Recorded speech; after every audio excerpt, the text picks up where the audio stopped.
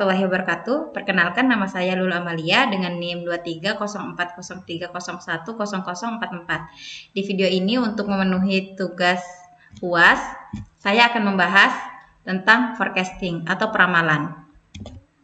Apa itu forecasting? Forecasting adalah proses perkiraan kejadian atau nilai di masa depan berdasarkan data dan informasi masa lalu.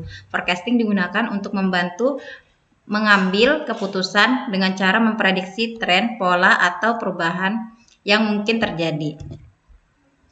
Definisi lain dari forecasting ada beberapa, dan salah satunya itu menurut ilmu data dan statistik, di mana forecasting adalah teknik analisis data yang digunakan untuk memproyeksikan nilai masa depan dari suatu variabel dengan memanfaatkan pola dalam data historis. Nah, kalau dalam bahasa Indonesia, forecasting adalah peramalan, di mana peramalan adalah proses memprediksi kejadian di masa depan berdasarkan data historis. Terus dalam konteks mathematical learning adalah forecasting merupakan bagian dari pembelajaran mesin yang menggunakan metode atau model prediktif untuk memperkirakan nilai di masa depan berdasarkan data pelatihan. Nah, tujuan dari forecasting itu ada beberapa, dan tujuan utama forecasting adalah memberikan gambaran masa depan yang lebih akurat untuk mengambil keputusan dan mengurangi ketidakpastian dalam mengambil keputusan, membantu perencanaan strategis dan operasional, dan mengidentifikasi potensi resiko dan peluang. Nah, di sini kita sedikit membahas tentang moving average, di mana kita menggunakan metode moving average, di mana moving average adalah metode peramalan yang menghitung rata-rata dari sekumpulan data terbaru untuk memprediksi nilai di masa depan. Konsep dasar moving average adalah rata-rata nilai yang bergerak sepanjang waktu. Alih-alih menghitung rata-rata dari seluruh data set, moving average hanya menghitung rata-rata dari sejumlah observasi terakhir, yang itu biasanya disebut dengan jendela atau periode.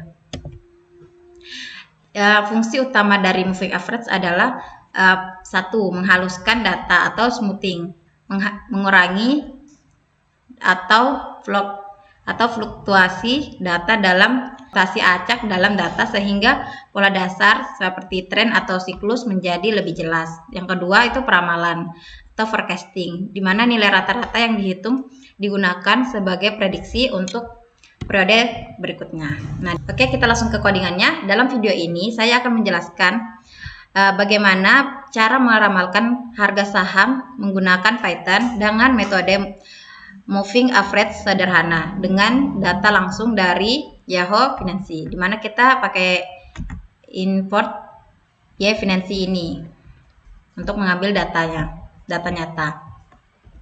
Nah, bagian pertama ini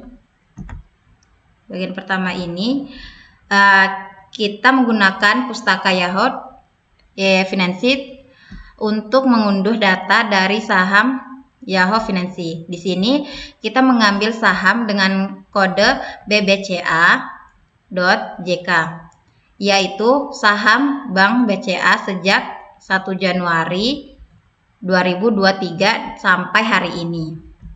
Terus untuk codingan yang ini itu kalau terjadi atau kalau data tidak terunduh, misalnya kayak karena koneksinya tidak terhubung, maka kita siapkan data simulasi sebagai pengganti agar program tetap bisa dijalankan dan diuji.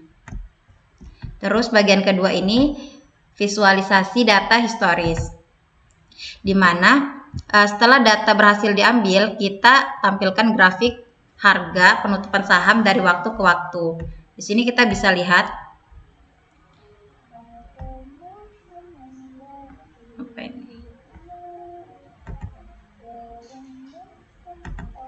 datanya,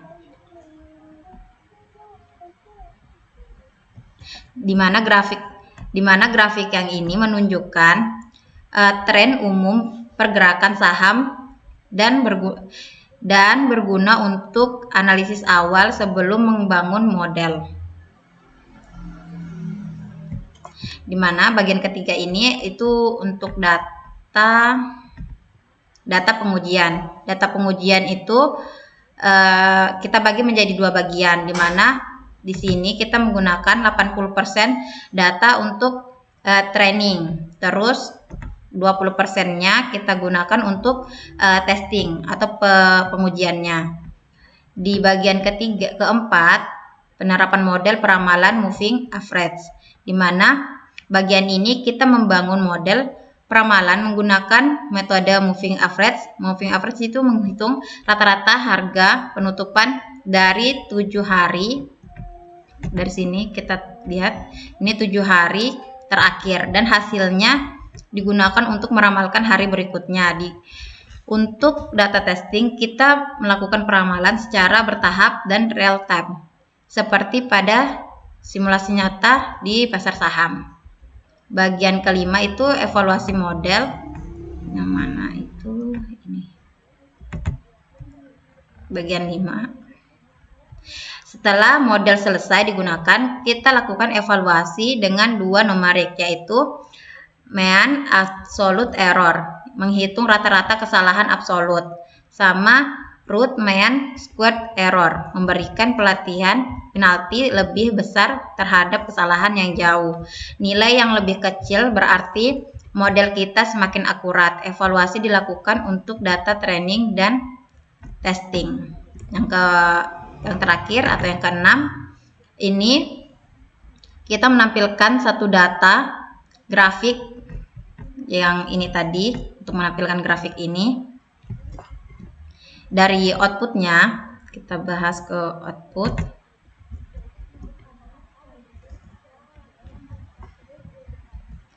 Bagian pertama yang ini, baris 5 pertama data, ini menunjukkan 5 garis pertama dari data harga penutupan saham BBCA.JK setelah berhasil diunduh dari perpustakaan Yahoo Finance, di mana kolom date ini, yang date ini adalah tanggal kerja, sedangkan close BBCA ini adalah kolom yang menunjukkan harga penutupan saham pada tanggal tersebut. Terus data statis deskripsi. Ini adalah ringkasan dari 100 data penutupan saham, dan mean ini adalah rata-rata harga penutupan saham, di mana dia berada di 8.875. Sedangkan standar deviation itu penyebaran data sekitar 459 juta. Kalau minimal sama maksimalnya itu dia berada di angka 7.775, dan yang tertinggi itu 9.700.000 di sini, 9.700.000. Terus dari prelitsnya ini, di mana 25% data berada di bawah 8.571 dan 50% di bawah 8.876, dan yang paling atas itu 70% 9.259. Statistik ini penting untuk mengetahui distribusi dan fluktuasi harga.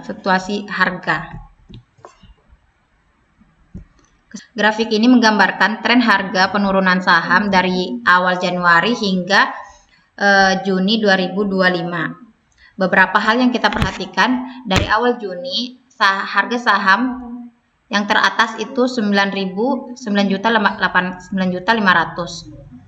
Kemudian turun menanjak sehingga mendekati 8.000 itu pada bulan Mei. Setelah itu terjadi lagi kenaikan hingga 9 juta di bulan Juni. Kesimpulannya, harga saham BBCA mengalami fluktuasi cukup besar dengan fase penurunan lalu pemulihan yang cukup signifikan dan stabilisasi di bulan Januari. Sekian video saya, terima kasih.